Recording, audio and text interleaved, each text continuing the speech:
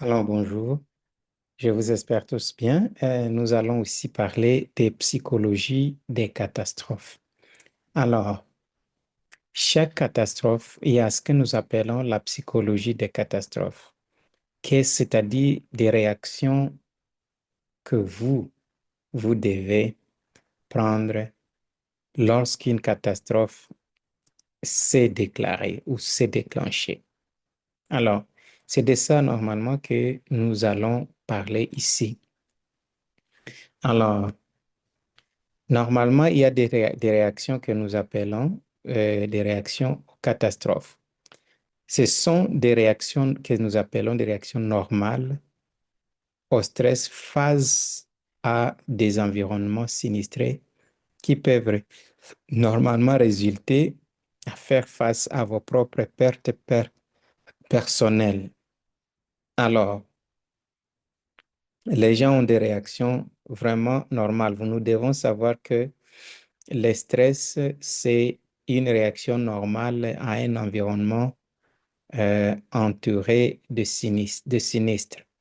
Alors, quand les gens doivent faire face à leurs propres pertes personnelles, travailler par exemple dans votre quartier, aider les voisins et amis ou collègues de travail qui sont blessés, c'est, ce sont là ce que nous appelons se sentir en danger et en insécurité. Ce sont des réactions normalement aux catastrophes. Et alors, il y a 5 réponses principales au stress. Nous devons en être conscients. 5 réponses normalement euh, principales au stress. C'est-à-dire, quand il y a stress, quand quelqu'un est stressé, oui, il peut présenter l'un des 5 signes. Alors, il peut être figé, c'est-à-dire, il reste là ou la personne reste là, ne bouge pas. Hein. Les autres disent, il est choqué. Mais c'est ça, normalement, vous devenez figé, unakuwa saa mtu mwenye haishi tena.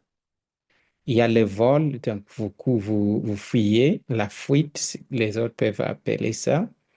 Il y a les autres qui répondent au stress normalement par les combats, la bataille, quelqu'un se met à se battre. Il y a aussi la peur, quelqu'un il a peur normalement. Les autres s'évanouissent. Ce sont là les 5, je vais en parler. Il y a les symptômes psychologiques possibles, par exemple. Il y a ce que nous appelons les divers types de réponses psychologiques à une catastrophe. Il y a la réponse émotionnelle, cognitive et aussi spirituelle. Alors, parlons des symptômes physiques qui sont possibles. Il y a la perte d'appétit, par exemple. Tu manques vraiment l'appétit. Il y a les maux de tête ou de douleurs thoraciques. Vous commencez à ressentir au sein de votre poitrine des douleurs. Il y a la diarrhée, il y a des douleurs à l'estomac ou des nausées aussi. Il y a l'hyperactivité. Vous devenez vraiment hyperactif. Il y a l'augmentation de la consommation d'alcool pour les gens qui en prennent et aussi des drogues. Il y a des cauchemars, ces rêves-là qu'on a pendant la nuit qui sont très peureux là. Il y a l'incapacité de dormir.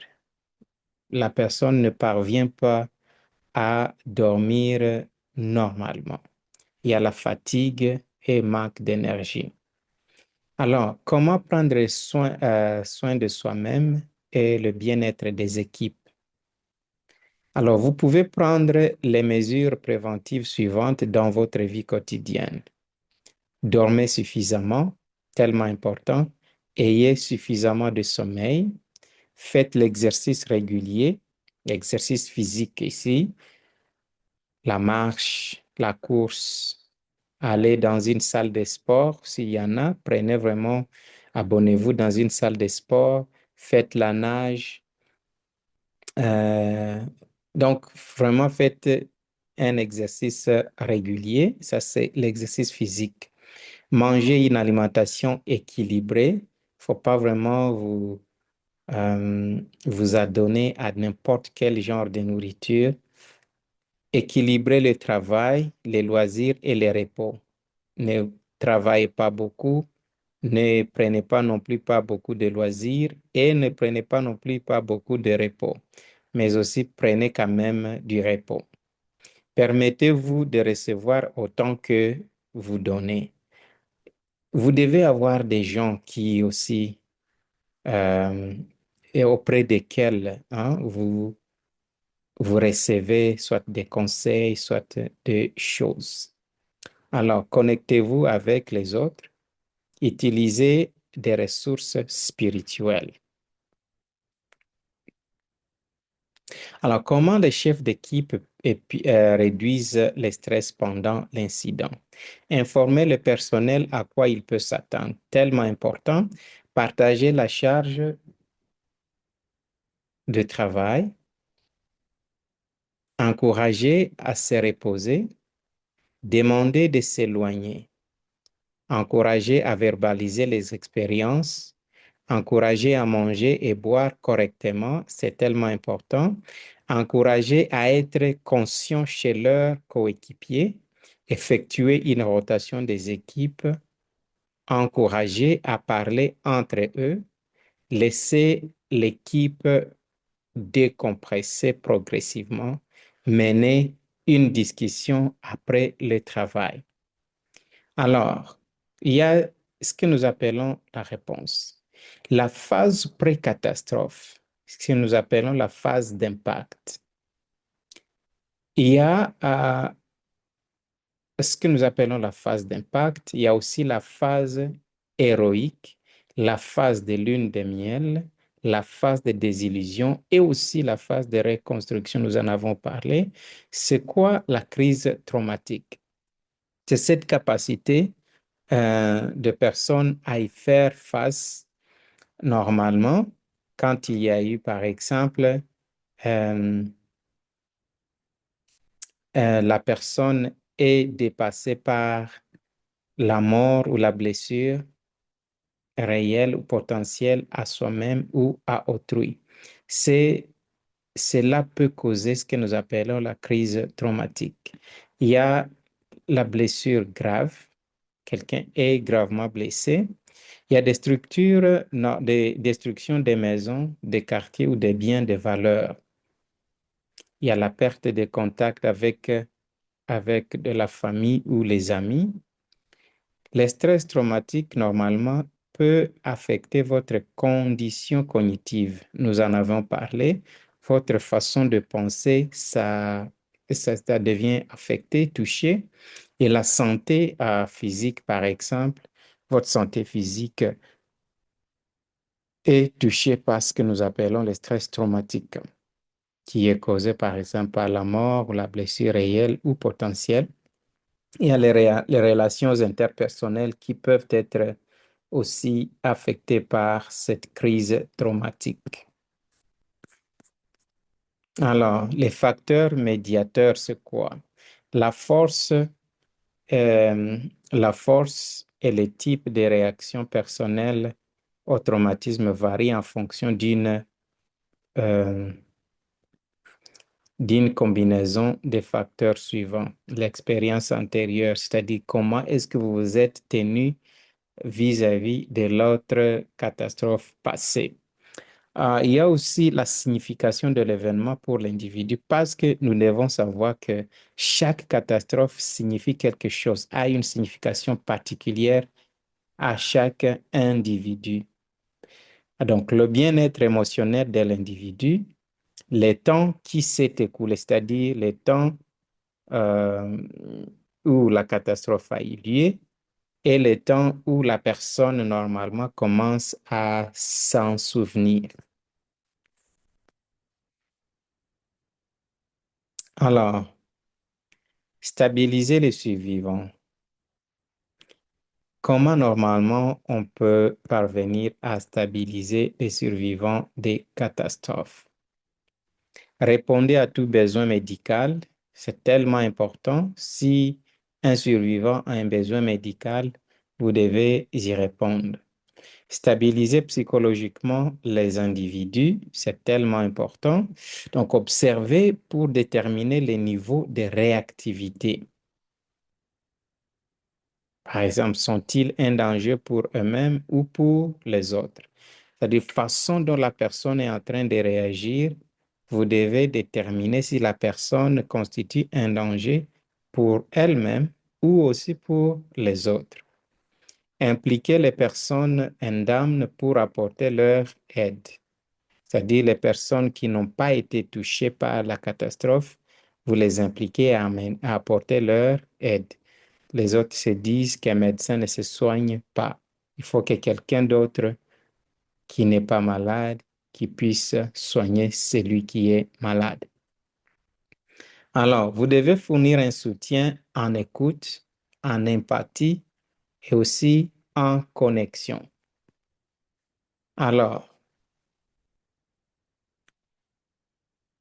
vous devez savoir écouter, protéger et aussi connecter.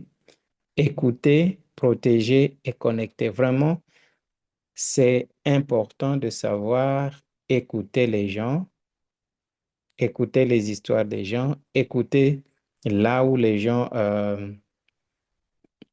ont des problèmes, ils ont des questions, mais aussi sachez protéger leurs histoires, sachez protéger leurs témoignages, sachez protéger leur esprit et aussi connecter la personne qui a été touchée avec d'autres au sein de la communauté.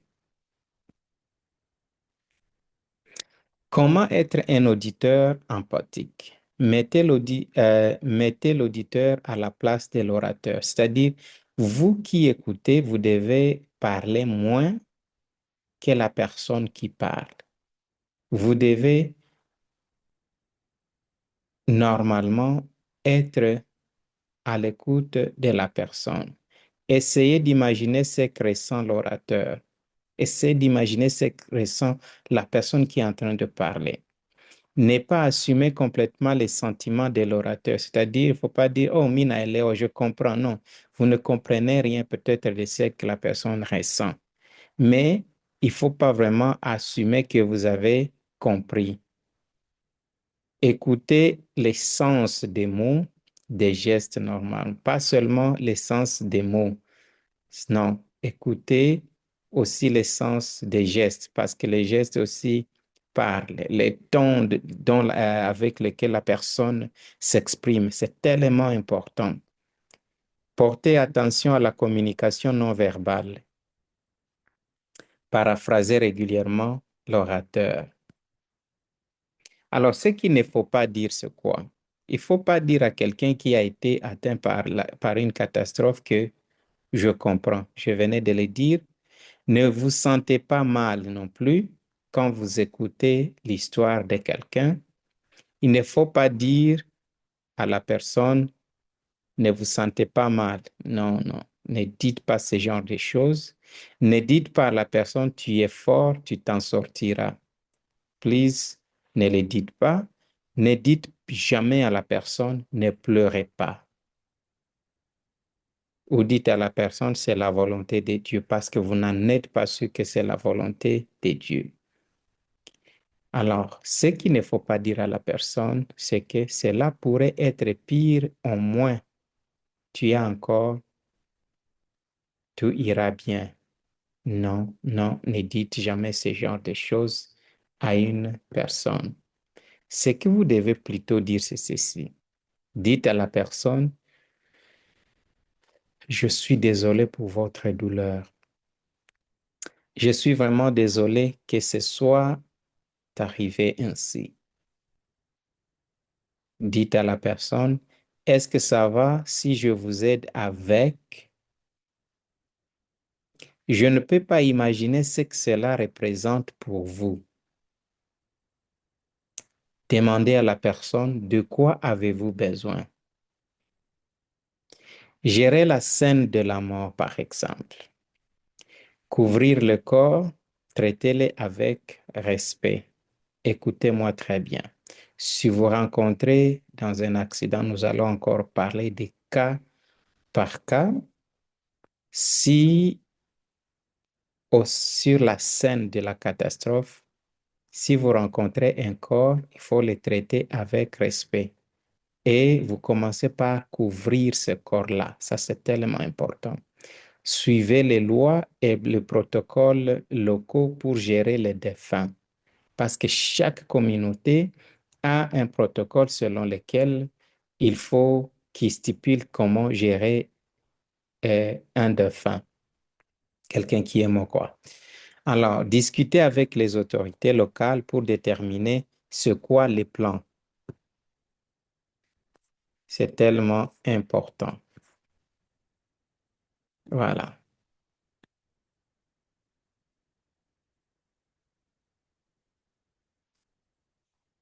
tellement important. Je crois que vous m'avez bien entendu sur ce que nous appelons la psychologie de la catastrophe.